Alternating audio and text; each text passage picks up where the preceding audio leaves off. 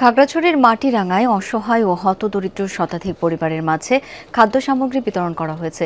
দুপুরে মাটিরাঙ্গা পৌর কাজীপাড়া এলাকায় এই বিতরণ কর্মসূচির আয়োজন করা হয়।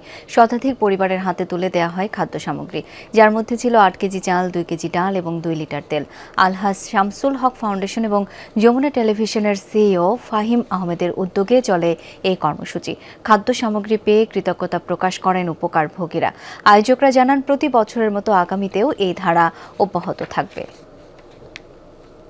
রোজা রমজানের মাসে উনি এই ইয়াগুলা দেয়, চাউল, ডাল, তেল ওগুলা দিতেছে। গরিব দুঃখীর বাসায় বাসায় স্লিপগুলা নিয়ে পৌঁছায় দিতেছে।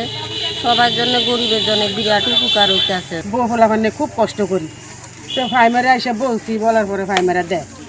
আমার দিকে চায়রা ঘর থেকে চাইল দেয়, তরকারি দেয়, এটা দেয়, সেটা দেয়, সবসময় দেয়। আমার মহিলারা অনেক আনন্দ, অনেক খুশি, মানে মহিলারা যে এটা পাইতেছে, এতে প্রতি বছরে তো এটা পাইতেছে মহিলারা, এটার জন্য মহিলারা খুব আনন্দিত।